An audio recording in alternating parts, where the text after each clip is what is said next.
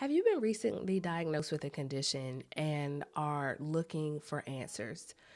Are you scared and unsure of what direction to take, what treatment to accept, what ways to change your lifestyle or your well being? Well, I was you almost 10 years ago when I was diagnosed with MS. And I came to sources just like YouTube and Google and other places to figure out how I could turn back the hands of time, eliminate the disease, and run away from it altogether. But I've learned a lot over the past 8 years as I've coached others and reset my own life so that I can continue being a high performing professional, executive, mother, and business owner. And so, what I would say to myself today would be a lot different than what I would say to myself or what I did 8 years ago. And so, today I'm here to share with you what I would do differently if I were diagnosed with a chronic health condition today.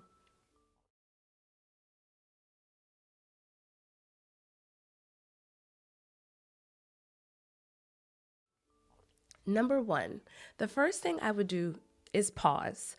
I remember the day of my diagnosis, I was shocked to receive it. I thought there was no way that this could be right.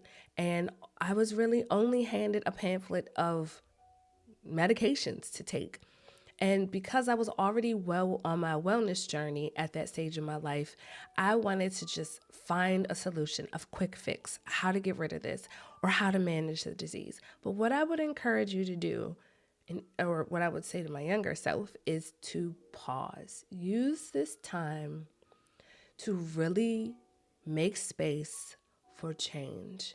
And it's very difficult to make space for change when your head and your thoughts are scattered and on a hunt. You actually are less available for sound advice and guidance when you are hunting for an answer. And would you even know what the answer is if you found it?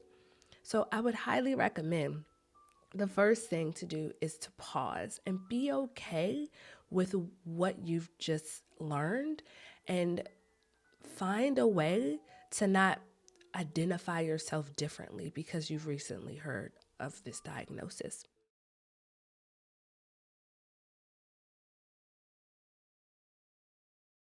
The second thing I would do is reflect on what's imbalanced in your life. The disease is likely not the only thing that isn't quite a good fit right now for you. And a chronic health condition, you typically can live with it. It isn't terminal. I'm not talking about terminal conditions, but I'm talking about ones that really require treatment, action, and likely have impaired some part of your life. Either it has or it shortly will. So I will reflect on what's in balance in your life because you really need to start to create as much balance as you possibly can. So you want to start doing that evaluation.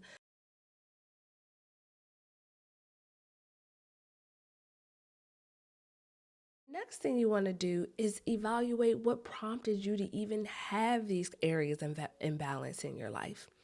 Now, this is going to take a deep exploration of beliefs. And beliefs are quite honest what create your reality in your present life. Now, I'm not talking about the reality that you don't have control over, like politics and war or even community issues going on around you. I'm talking about the world that you create for yourself, why you think the way that you do, why you behave the way that you do, why you even say the words or think the thoughts that lead you in a certain direction to take action. They all stem from your beliefs. And so you need to start evaluating the beliefs that made room for things in your life that caused an imbalance.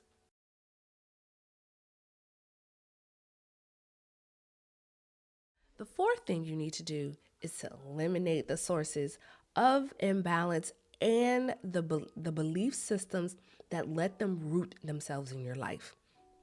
For me, this was people. This was certain types of jobs and responsibilities that I took on. This was trying to put on a cape and be a hero for my family in so many different ways. I had to start eliminating all these imbalances. But besides eliminating them, I actually had, when I did my evaluation, I started to see areas of my life that brought me joy, but I wasn't spending a lot of time in. So, as I guess was eliminating areas of my life that didn't serve me, and this didn't have to be huge. First, it was my own negative thoughts, negative perspective. Yes, it was some people, but ultimately, there were thoughts and people that were serving me well that I really wasn't giving a lot of attention to. And so I started spending more time with these individuals and with these thoughts that really moved me in the direction of better health.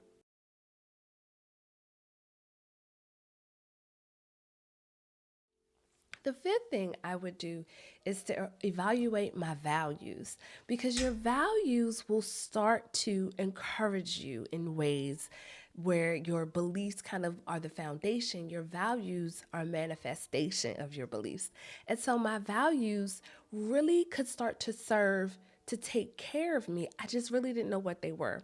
So, what I would encourage you to do is to go to VIA.org. I did it myself and I learned my top values. One of my top values that I had was love. I had love and I needed ways to express my love.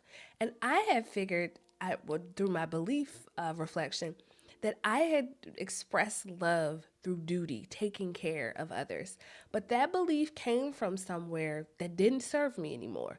So I had to learn how to use my value of love for myself. Yes, that's right. I started using my values on me to take care of me. I would encourage you to evaluate where your values are and figure out how you can start to use them to nurse and nurture you.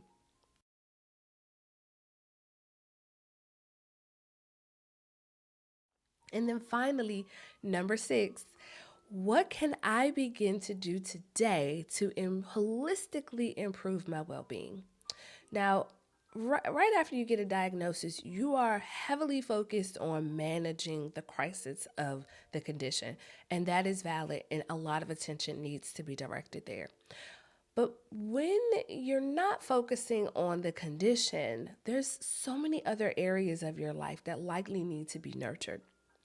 In my book, Stress Less: How to Use Self Care to Redefine Your Well Being, I shared the 7 focus areas of self care, which, quite honestly, are 7 areas we all have in our lives that need to be nursed and nurtured consistently.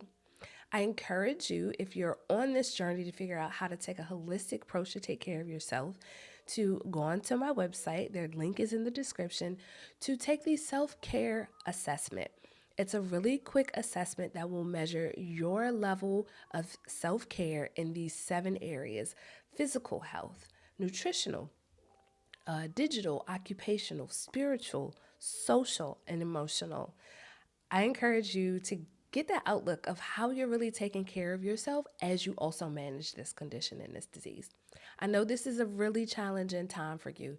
It was for me, but I found that having this approach would have likely helped me get to this stage where I find an abundance of fulfillment and empowerment over my health and my condition.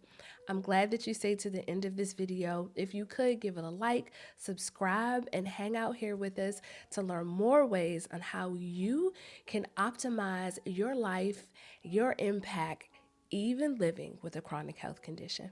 Bye for now.